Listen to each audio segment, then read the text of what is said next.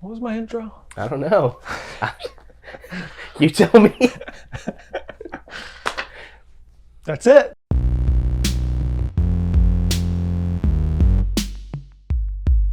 Unlike the movie, I'm going to make this short.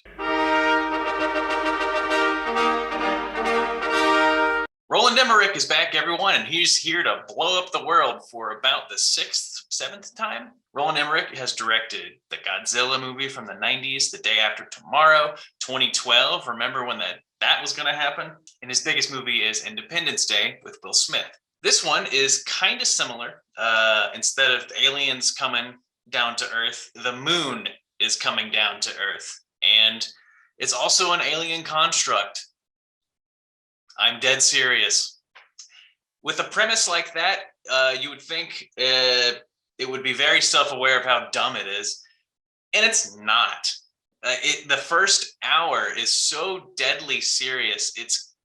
I still had a fun time watching it because of how crazy and dumb it is.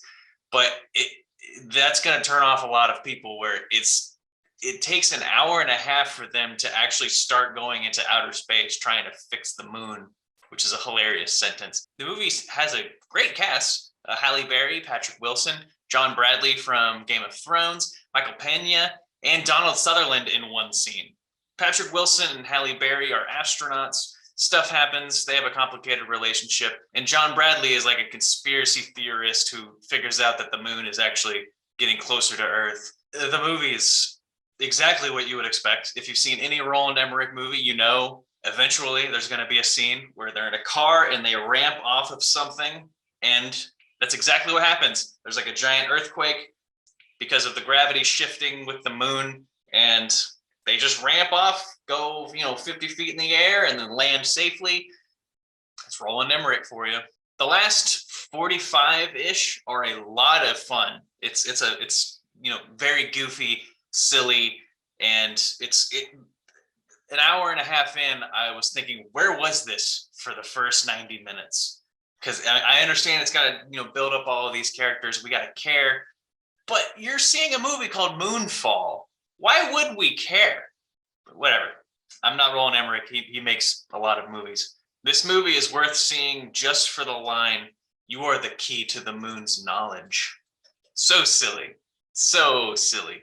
You will not remember this movie. I already forgot most of it. I forgot Donald Sutherland is in it for one scene, and he knocked it out of the park because he's Donald Sutherland. Moonfall is a 5 out of 10. It is just like every other Roland Emmerich movie. This is kind of similar to Armageddon, except Michael Bay knew how dumb it was and just amped up the dumbness and made Ben Affleck a movie star and made Aerosmith popular again. Just watch Armageddon instead. It's a lot more fun. Don't even have a good intro because I don't even know how to feel about this movie. I know I didn't like it, but I know... There's one positive. Yes. It's like an hour, 20 minutes. Yeah, it is a breeze. You think that, we're going to get some long exposition. Nope. Murdering starts 20 minutes into the movie. And the titular chainsaw doesn't really even get ignited. Is that what you do to a chainsaw? You fire it up. You fire it up, ignite. I don't know. Throttle it, and you don't even hear the sound of a chainsaw. Yeah. Until 50 minutes into this movie. It takes a while. It's basically about Leatherface killing people, but the timeline's weird. It takes place 50 years after the original.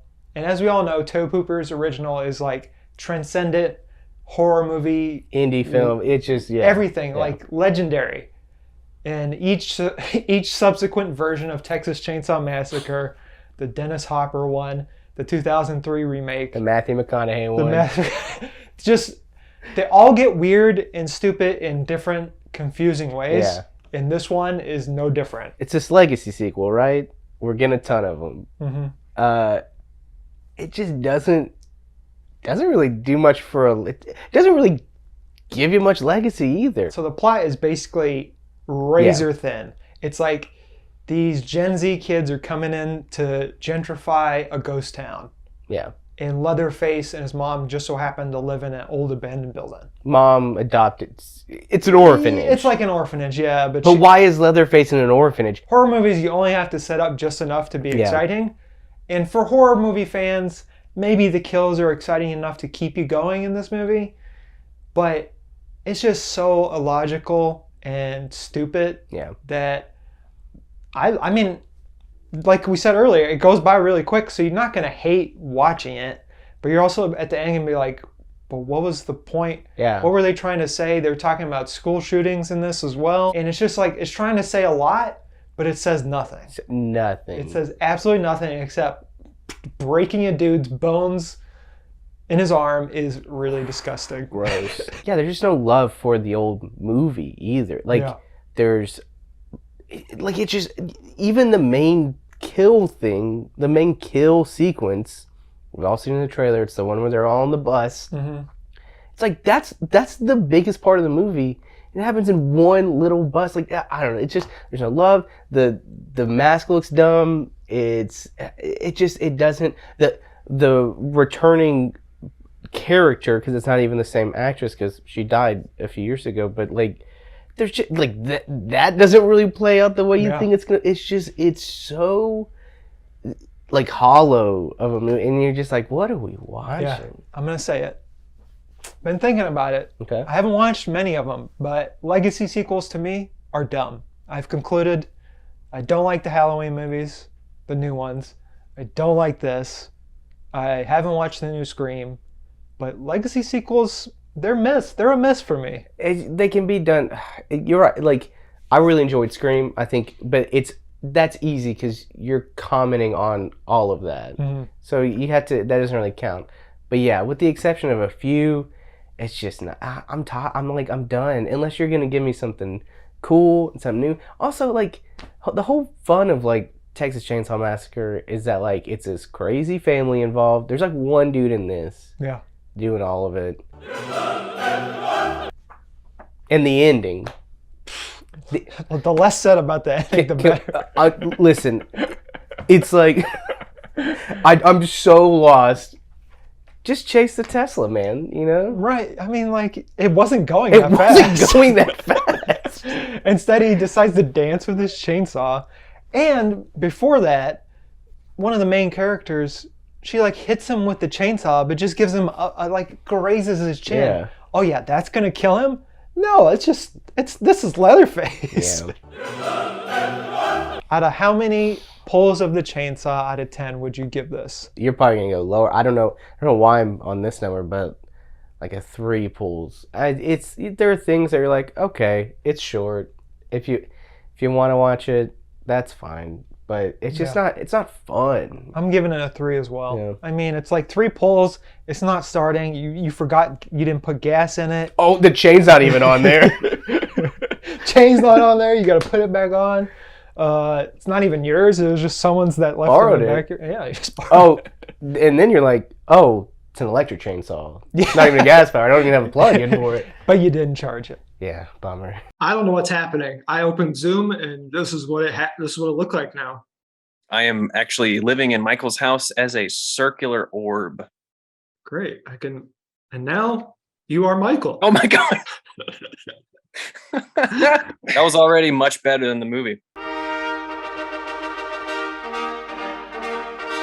Hello, everyone. We watched Blonde, written and directed by Andrew Dominic, based on the book by Joyce Carol Oates. It's a fictional retelling of Marilyn Monroe's life.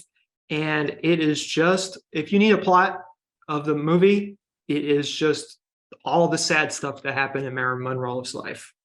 That's literally it. Anytime there's a hint of happiness, they cut it off. And it's 2 hours, 47 minutes, NC-17 on Netflix. Oh man, this movie was rough. I hated it. It's very conflicting for me because I get what he's doing. It was not the whole thing that he's trying to do, I think, him as an Andrew Dominic, is to put us into Marilyn Monroe's brain. And this is how she felt during all of the horrible, horrible things that happened to her. And it comes off as doing the opposite of what he intended. The way I would describe it is it's a very interesting way to tell a vile, horrible, incredibly negative movie. Like Marilyn Monroe was more than just the really bad things that happened to her.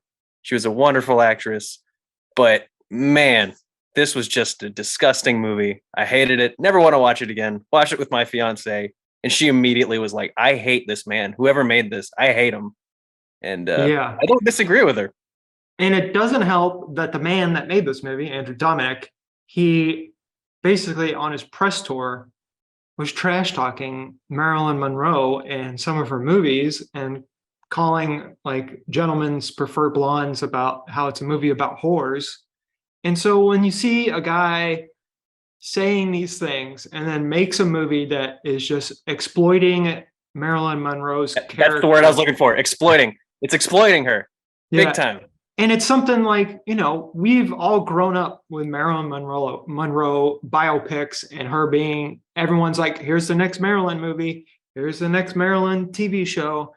And we get it. We know she had a hard life. You do not have to exploit it. But Ana de Armas is really great. Her accent is, you know, it's a bit of a struggle, but you kind of forget about it after a while. But anytime there's a glimpse of like positivity in the movie, it feels like, every time I saw it, it was like, oh, maybe they'll explore her being like an actual person and not just trauma all the time, because there were happy moments in her life, I'm sure. Adrian Brody, when he shows up as Arthur Miller, is really an interesting spot. And I thought it was doing really well. And I thought like, oh, okay, maybe the second half of the movie would be great. And then there was the talking baby. There was the talking baby, and then the JFK scene, where I was like, I have every single piece of like I kind of admired it in a gross, like not like a, just like a, I understand what he's going for. It's supposed to make me feel uncomfortable. And then those scenes happen. I'm like, this is bad. This is way too much. Holy cow. Yeah. He focused too much on the drama, and yeah. It's whatever. I mean, I got a 14-minute standing ovation. So people out there, I don't know what they thought when they watched this movie, but it is not worth the watch. It is not worth 2 hours and 47 minutes. It is just a sad story, and Andrew Dominic's press tour has made it even more of a groan to watch.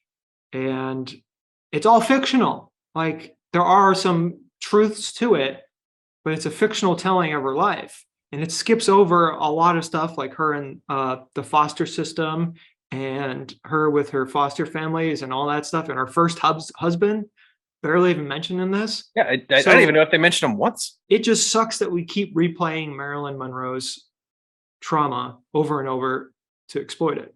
And I don't want any more of that. Yes, this is hopefully the end of it, based off of everyone reacting incredibly negatively, as they should, because this movie is just what makes it worse is this is on Netflix. So like there's the NC-17 thing is very small on the poster thing, and people are going to see, oh, a movie about Marilyn Monroe. I'm going to click it. Mm-hmm. And then they're going to see an assault in like the first 15 minutes. And like, there's no warning about that at all. Like, yeah. That's bad. Like a 3.5. Like her performance is amazing. She's great. She looks exactly like her. Parts of this movie, he makes his point, and it's not exploitive. Particularly the scene where she's watching, I think it was Men Prefer Blondes in the theater, and she's disgusted with herself on the screen. I thought that scene was amazing. Everything else is trash. I'm going to go 2 out of 10. I love her performance. I did not like how they were constantly made it out to where she was calling everyone daddy. Like, I understand Marilyn Monroe had parental issues and never truly was accepted by her supposed real father. But it was just so weird to like make her feel like a baby and a child. And it was not the right move, and I hated it. There was a basic. You just wrapped it up where it's not the right move. Yeah. Like I get what Andrew Dominic's trying to do. Nope, don't do it. The Bubble is directed by Judd Apatow, one of my favorite comedians, director, writer, I guess. One of my favorite people. Co-written with Pam Brady, who wrote Team America World Police and works with the South Park guys a lot. Starring everybody. What can go wrong? So The Bubble is about a bunch of movie stars in a bubble in London, and they're trying to finish a movie, and that's it. They're trying to finish a movie during the bubble. It's loosely based off of stories about the production of the newest Jurassic World movie that's coming out this year. That's just rumors, but it's kind of it's about Jurassic World. And the problem is Judd Apatow is so great at writing and directing movies about like a schlubby person or someone who you wouldn't usually root for and ends up being like the hero of the movie. It's very character driven, almost a comedy drama, sometimes a romantic comedy drama. That's his thing. He's wonderful at it. He's one of the best. This is like a slapstick, goofy comedy, but it doesn't have jokes. It has maybe 3 jokes that land, and the rest are just like improv sessions. Not only is this movie incredibly frustrating, it also adds to the theory that can pandemic movies be good? There's like 5 scenes where they're dancing. 2 of them are in TikTok. It's just a frustrating movie because there's no characters to latch on. There's like 15 subplots going on. And of course, it's an Apatow movie, so it's way too long. This one's one of his shortest ones, which is hilarious. It feels like the longest. Nothing makes sense. Like the climax of the movie is them trying to leave, but no one knows how to fly a helicopter, obviously, because they're all actors. So they, I guess, team together and Google how to do it. And then they eventually fly off, and then just the credits roll. It's just frustrating. It's so frustrating. I can't wait for Apatow to make something else and just like, wash away this movie. No one's going to remember it. I bet he's not going to. And it's just another reason why pandemic movies, especially pandemic comedies, are apparently hard to pull off because everything that they reference is like 2 years old. There's a scene where the production company throws a virtual party, and like, I'm sure lots of us did that 2 years ago, and it's doing it again, and it's just them dancing alone. I give The Bubble 4 TikTok dances out of 10, which is double the amount of TikTok dances in this movie. There should be 0. It just feels super, super rushed. Like nothing makes sense. The climax makes no sense. None of the characters make any sense, which is everything that Apatow, it's like the opposite of everything that Apatow is good at. And something went wrong. And what I think is they rushed it. Like this review. Hello everyone, welcome back to another review. I've watched Me Time, the latest Netflix movie starring 2 big actors, and it's bad. So it's written and directed by John Hamburg, who's the guy that did I Love You Man. He did I Love You Man, crushed it. The bromance, nailed it. The bromance in this one didn't nail it. Anyways, it stars Kevin Hart, Mark Wahlberg, Regina Hall, Jimmy O. Yang. Oh, John Amos is in it. There's a bunch of other comedians in there. But the plot is Kevin Hart plays...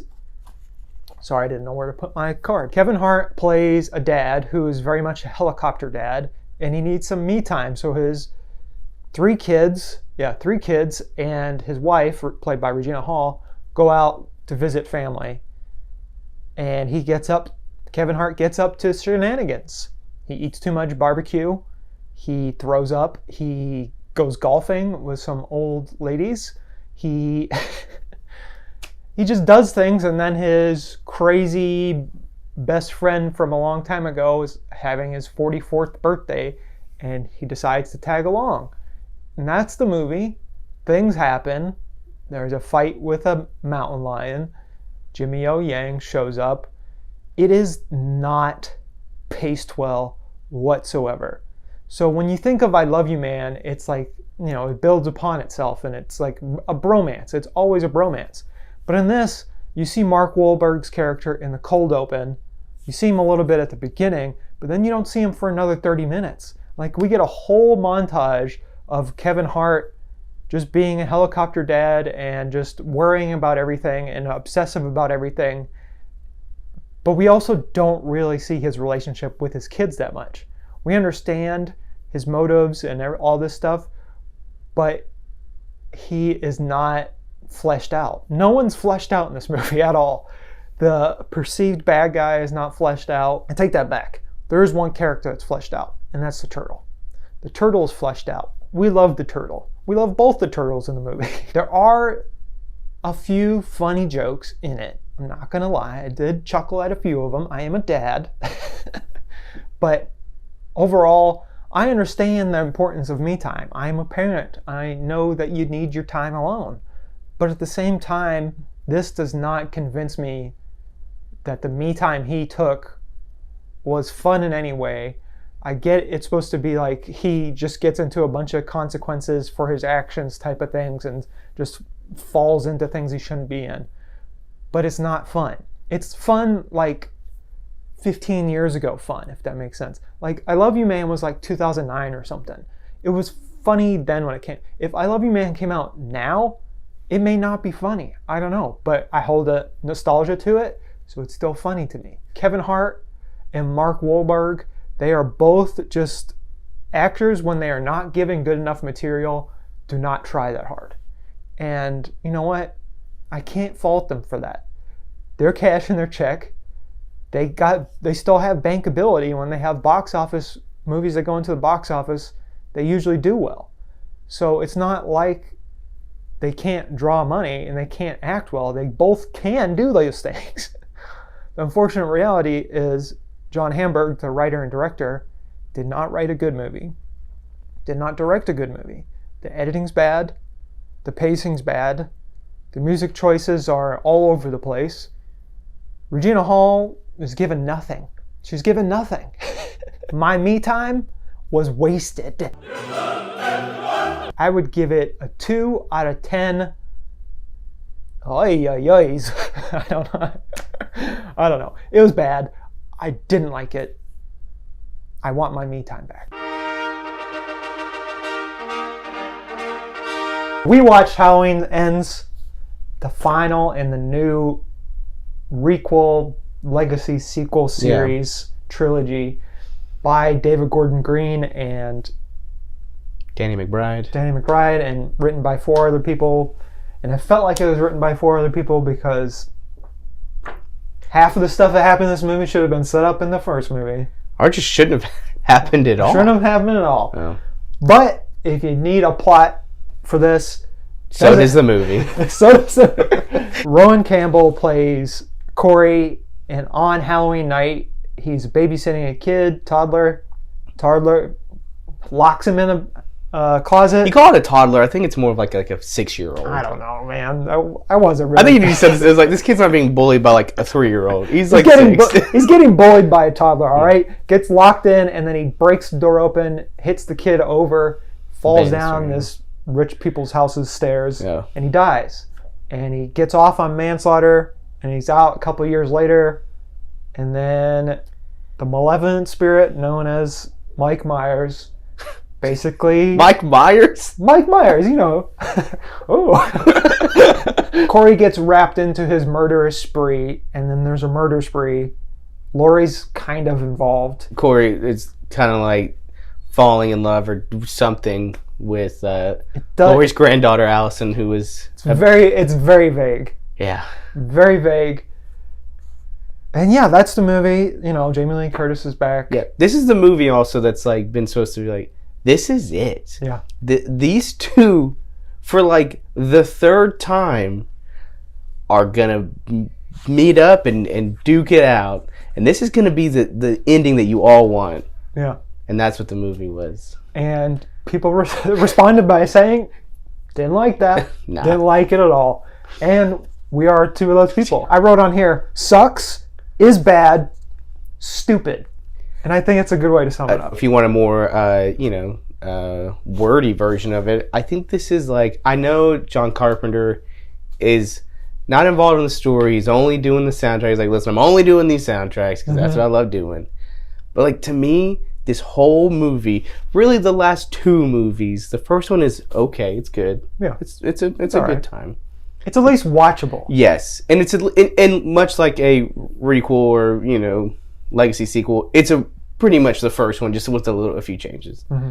The last two movies, I think, are like the antithesis of what John Carpenter was going for in the first one. I remember there was one interview where he called it interesting. Yeah, yes, that's what I'm thinking. Yeah, he's like interesting. I'm like, oh, okay. I just don't know. I just don't like that. I think this movie is such a mess, but I think you really have to look at it. This was billed as like 3. Hey, this is 3. It's a continuous story, and for this one to be like, nah, it's like, so even if I didn't like Halloween Kills for just the way it panned out and just how bad it was and how like meandering it was, this one is like, yeah, what if we just didn't have Michael Myers until last 15 minutes of the movie? Yeah. But it does bring up some interesting things that it does play with, but it's things they should have done in the second movie or even the first movie, where like there's a part in this movie where the town is basically mad at Laurie for bringing this dude back. Yeah. Essentially is what they're trying to say. And that's something you bring in the second movie. Yeah. But the second movie is all about like, oh, the whole town's got to chase him down and kill him. And this one there's no payoff to any of it. Well, yeah, and I think they could have shown they could have laid some foundation more in the first one of like how evil impacts people, like how evil impacts individuals, how evil impacts a community, like how it impacts just like everything that it touches. But really, the first one's like, yeah, Michael Myers isn't real. And then the second one's like, nah, he's real. And we start like that's what's infuriating about this whole series is there are things there. There are seeds planted. Like, I'm really interested in the town just turning into a mob to get this dude. I don't like how it turned out in the movie, but it's like, yeah, that even like people will like turn a leaf just because like one bad thing happens to some of their community. Another thing I really liked in this movie, it didn't end up being anything either, but Corey is sort of possessed by the malevolent spirit of Michael Myers. But is he though? Yes, he is, but also it doesn't explain it well enough, and it's introduced in this movie. Like they talk about it a little bit in the first and second movie, like how he's bigger than just a serial killer. But the way they go about it, everything that happens, Corey and Michael Myers having the worst fight over a mask I've seen in any movie ever. But the idea like he gets his power from killing people, that sort of thing is cool. But again, it has to be set up at the beginning. And also, I'm sorry, but like a trilogy that is so like promised to be like, no, like they're not siblings. They're like, this is like a direct follow-up of the first one, and the first one is super grounded. They promise like, hey, there's nothing supernatural about this. He's just a dude who likes to kill people. And then to be like, pretty much by the end of the second one, be like, yeah, this dude's invisible. Yeah. And then now he's like, yeah, this guy is like, he can like pass his spirit on to people. Very Cult of the Thorn, like, when this whole time they've promised like, nah, this is not like, this is real stuff. And I'm like, get out of here. I'd rather just give me all the weird cult stuff. It's kind of perplexing. It's kind of like, I've seen a lot of people use the word baffling, that like this movie for the last year has been like, this is it. They're gonna meet face to face. Use clips of Michael Myers. Spoiler, I know we're in spoilers.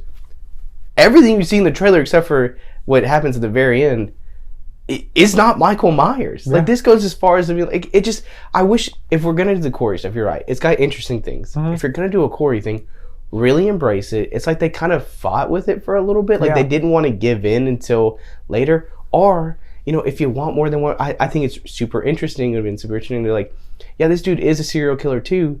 But like people think it's Michael Myers coming back, but then boom, surprise, he is back. And so there's almost like this weird confusion of like, well, wait, is this a Corey murder? Is this a Michael Myers murder? Like what's going on? But it just doesn't. I don't know. It's I've realized I do not like the look of these movies. Yeah, they're gross. I was telling you in the first one, you didn't listen to me. I know, and I think the first one you're so blinded by that kind of like, oh, this is not bad. This is not bad. It's like that Force Awakens where you're like, oh, this is really good, and you're hoping the next one's Last Jedi. Suck it, Last Jedi haters. But you're hoping it's going to be that. But and then you're like, ugh, am I it's like I'm not like, did this movie, was it shot in like 2007? Like it's gross. There's too I don't like all like I'm not like a gore hater. Yeah. But I don't need it in my Halloween movies. So what you're saying is let the past die. Kill it if you have to. Let's end this. Okay. Well, are we really ending it? Or is this like... we're going to do it right here. Oh, no, I'm saying, but is this a real end? Or is this going to be like a... I hope it's the end. I'm tired of Michael Myers. The Rob Zombie ones sucked. These ones sucked. I mean, there's no point of resurrecting it if it just keeps sucking. How many I hate this movies out of 10 would you give this? Gosh, I'm going to give this 2, and those two things really just... some John Carpenter, probably only John Carpenter. So 2 out of 10. I hate this movie / Evil Dies Tonight ? Evil Dies 4 years later ? Yeah, I'm gonna give it 2 out of 10 as well. I just did not have fun. I'm telling you, I don't even like Jamie Lee Curtis in this movie. Like, there's the only redeeming quality of this movie to me. And she's wearing her original outfit from the original movie. Like, it doesn't even matter at that point. Honestly, I wish that we had like 3 hours to talk about this, because I would talk about how that doesn't feel like Laurie Strode, how it's just like it doesn't make any sense. But yeah, so John Carpenter, his score with his grandson, probably saved this whole franchise for me. At least there's that.